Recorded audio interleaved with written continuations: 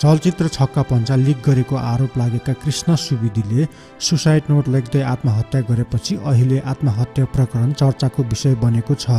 सामाजिक सञ्जालमा अर्काको सम्पत्ति चोर्नु दण्डनीय हो भन्नेदेखि कृष्ण सुवेदी आत्महत्याको मूल कारण दीपक राजगिरी नै हुन् भन्नेसम्मका भनाइ सार्वजनिक भइरहेका छन्। सामाजिक सञ्जालमा विभिन्न टीका टिप्पणी आएपछि फिल्मका निर्माता एवं कलाकार दीपक राजगिरीले फेसबुकमा स्ट्याटस लेख्दै आफूलाई मिथ्या आरोप लगाएर तनाव नदिन आग्रह गरेका छन्। छक्का पञ्चा लिक भएको आरोपमा प्रहरीले एक साता अघि 4 युवा सृजल भट्टराई, अनिश रञ्जित, सागर सापकोटा र कृष्ण सुवेदीलाई पक्राउ गरेर अनुसन्धान गरेको थियो। केही दिन अघि निधन भएका कलाकार आरपी भट्टराई अर्थात् लादालामका छोरा सृजल भट्टराईले चलचित्रको कपी आफ्ना साथी मनिष रञ्जितलाई दिएका थिए। अनिशले आफ्ना साथी सागर सापकोटालाई हेर्नका लागि दिए। सागरसँगै कोठामा बस्ने कृष्णले गुगल ड्राइभमा फिल्म अपलोड गरेका थिए। नवलपरासी घर भएका कृष्ण सुवेदी परिवारका कान्छा छोरा हुन्। सिनामङ्गल स्थित नोबेल कलेजबाट ब्याचलर इन पब्लिक हेल्थ गरेका विद्यार्थी हुन् उनी। पढाइमा तेजिला कृष्णले धुलीखेल अस्पतालमा जागिरका लागि नियुक्ति लिएर बसेका थिए।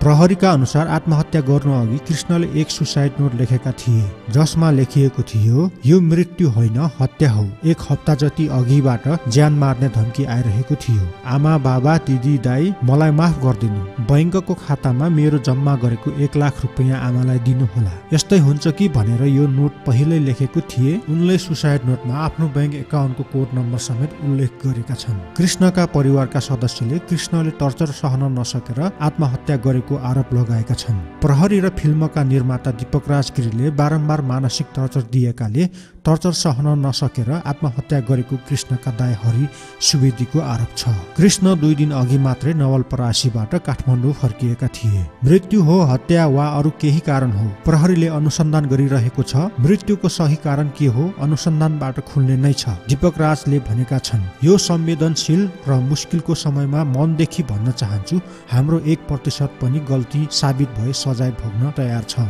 सुवेदी पाइरेसीमा संलग्न भए पनि पैसा कमाउने नियत नभएको भन्दै अपराध महाशाखा प्रमुख सर्वेन्द्र खनालले कारबाही नगरौं, केटाहरूको भविष्य बिग्रन्छ भनेकाले सामान्य तारिखमा छाडिएको पनि दीपक राजले उल्लेख गरेका छन्। आफ्नो क्षति हुँदाहुँदै पनि हदैसम्म लचिलो भएर प्रस्तुत भएको भन्दै दीपक राजगिरीले हत्याको आरोपले थप मर्माहित बनाएको उल्लेख गरेका छन्। चलचित्र छक्का पञ्जाका निर्माता एवं कलाकार दीपक राजगिरीलाई कडा कारबाहीको माग गर्दै आइतबार विभिन्न कलेजका विद्यार्थीहरूले र्याली निकालेका छन्। कलाकार गिरी कृष्ण सुवेदीको हत्यारा भएको समेत उनीहरूले आरोप लगाएका छन्। शिष्ट कलेज र कर्णाली कलेजका विद्यार्थीहरूले कलाकार गिरीले मानसिक यातना दिएकै कारण कृष्ण सुवेदीले आत्महत्या गरेको बताएका छन्। चलचित्र छक्का पञ्जाको पाइरेसीको आरोपमा गत पुस 28 गते आत्महत्या गर्न बाध्य भएका नोबेल कलेजका विद्यार्थी कृष्ण सुवेदीको स्मृतिमा विद्यार्थीहरूले आइतबार र्याली समेत निकालेका थिए। उक्त र्याली सिनामङ्गलबाट सुरु भई पुरानो बानेश्वर, नयाँ बानेश्वर र